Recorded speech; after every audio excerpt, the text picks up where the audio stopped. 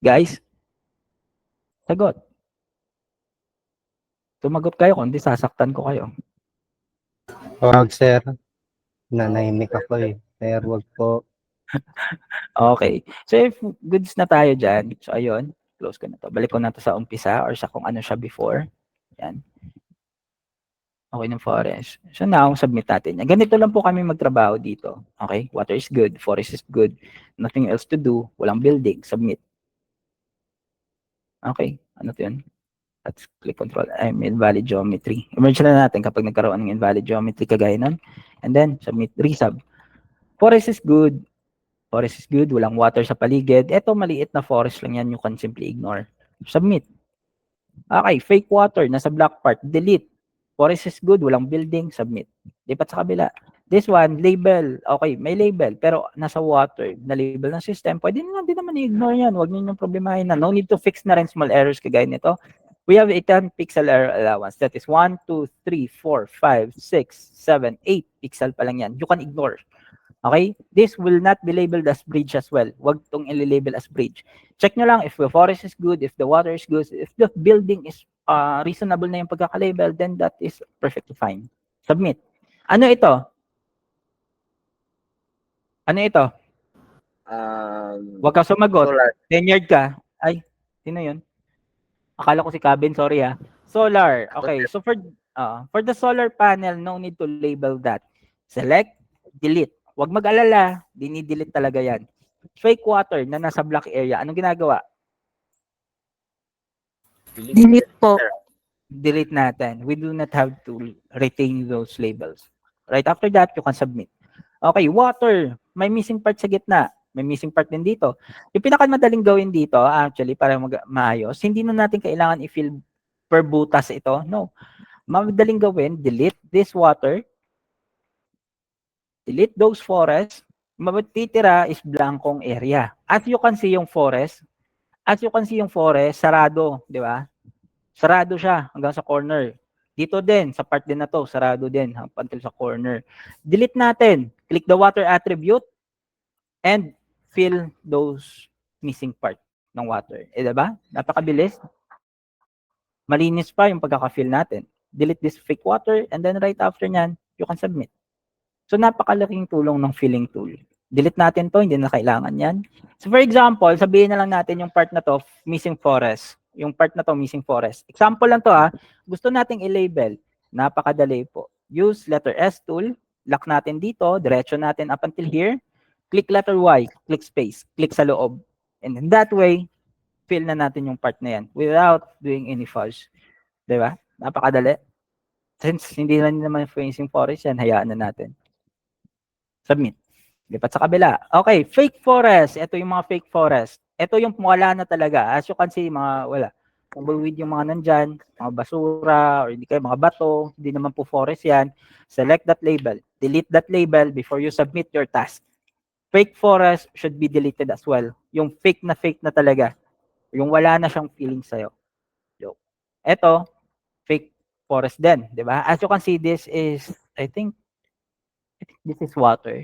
Tubig to eh. Okay, so yung gagawin natin dito is to cut this area out. Tanggalin natin to. Delete natin lahat ng forest na to na naka-label. I think this is water. So click water and fill that area. Yan. Delete this fake water. Hayaan yung mga butas-butas na yan. Walang problema yan. And then submit. Napakahirap ba magtrabaho sa filter side compared sa labeler? Alin ba yung mas madali? Labeler or filter? Sure ka? Alin mas mahirap? Okay. So actually, madali gawa or madali gawin sa filter. Kaya ganyan kalaki yung benchmark natin. Okay? The easier the task or the easier the work will be, the higher the benchmark. Pero kung tuloy-tuloy naman tayo magtrabaho, edi kikita naman tayo dito. Di ba? Before kayo mag-stop mag-work, always click letter A, gawin nating M, and yung W, gawin nating letter R. That is for manual download and for the rest. Okay? Rest po yung R. Pahinga. Tapos, isubmit natin yung mapa natin kung tapos na tayo mag-ayos. As you can see, puputi po yan. Ganyan. It doesn't mean na wala po tayong task. Bakit? Meron po tayong nilagay kanina bago tayo mag-start na 3 cache or pre-downloaded cache. Naka-queuing po yan. Nasa ID nyo na po yan. So, it means stuck na po sa ID nyo yan. Para mapiga po natin yan or para makuha po natin, we have to click Control D. Para makapull tayo ng task or mapull pa natin yung cache na nilagay natin. Okay, for this one, bridge. For the bridge, kagaya lang ito pag-label ng forest at saka water. Pero ito lang yung elevated na area, so dito lang tayo magle-label. No need to be super accurate din sa bridge. Ito, part na yan, bridge din yan. So dito tayo magsisimula sa labas, up until here. Fill tool, and then good. Tapos, pasa. This one, big building. Okay, for this big building, cut this part out. Delete that. I think that is ground. Group for this. Tanggalin natin yung 3D. Wala namang 3D yan. This one is good. No need to do anything else. Submit. Okay, puputi ulit yan. Pag puti ulit, Control D ulit. Water. Okay, eto, tubig po ito. Yung grayish na part na yan. Tubig po yan. That is not ground. That is not forest. That is water. So, dapat nakalabel as water yan. So, submit. This one, click Control D as well. Okay, forest. Walang gagawin. Submit. Click Control D ulit. Meron pa yan. Okay, buildings. Let us fix for these buildings. Move that one. And then fix, repair, draw, fix, delete ground. May ground lang to. Ayusin lang. Yan. Use repair tool. Delete ground. And then we're done. Forest is good. Water is good. Wala namang water masyado. Ito, water tong part na to. So, hindi naman nakita. Kaya natin. Submit. Click Control D. Okay. Right after na mag-click kayo ng Control D, guys, ito may fake forest ha. Yung fake forest is ito. Yung part na to. This is a farmland. Okay, so farmland, hindi po natin nalilabel as forest yan. Tanggalin natin. Cut, delete, and then we're good. Submit. Okay, pagkatapos po, na nag-pull po tayo ulit, or nag-click po tayo ng Control D ulit, tapos ito po yung lumabas, auto-acquire task is disabled. No more task in queue. It means po, pwede na po nating i-close yung ID na natin na to na isa. Ito yung ito yung nag-auto-acquire task is disabled. It means itong ID na to wala na tong laman. So pwede na natin tong i-close kung gusto na natin mag-bebe time or magpahinga. This one, ayan, nag-number task in queue na rin kasi napiga na rin natin, and that is okay na to close your ID once na lumabas na yung queuing na yan. Are we clear, guys? Okay, sa mga nagsasabi na naman, sa mga kasama natin na nagsasabi na walang kikitain sa filter side, guys. Marami po tayong kikitain sa filter side. Ilan to? 300,000 maps. Sabihin na rin natin 300,000. Sarado na natin.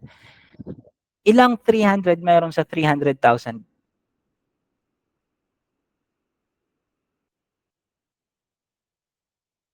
We, 1,000?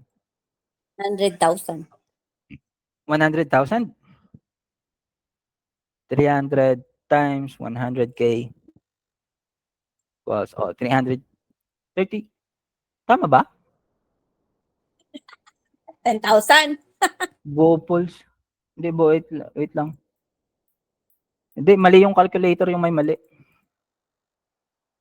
Ayan, okay. So, 10,000. I-times na lang natin. 75 pesos times, ilan yun? 10,000? Yan. That would be around 750 pesos. 750 pesos. 750,000 pesos yung pwede ninyong paghatian. Almost 1,000,000 pesos yung pwede ninyong paghatian sa filter side. Yan yung kikitain. So, hindi nyo masasabi na walang kikitain sa filter. Yan yung perang nakalaan dyan. Sa 300 pa lang yan ha. Alam natin more than 300,000 maps to. Diba? Am I correct, guys? Yes. Tama ba? Sa 550,000, sa 750,000 na yan, kumuha lang kayo ng 10,000 or 5,000 dyan. Diyos ko, okay na yun. Diba?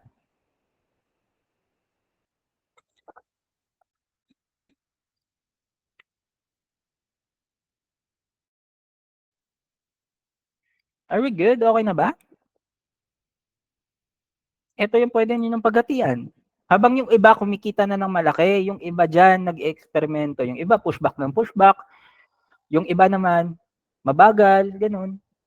So sasayangin nyo lang tong kikitain nyo na to dapat kapag ganun.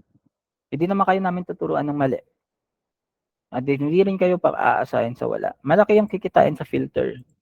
Tayo lang yung inaantay. Yung problema lang dyan, kung sabihin natin sa 750,000 pesos na yan, yung kitain lang ninyo is 50 pesos, o yung kitain lang ninyo 200, eh di sayang tayo, di ba? Yung pera po dito, pinapala, pinipiko. Kayo lang hinaantay. So ano pang kulang natin? Wala na?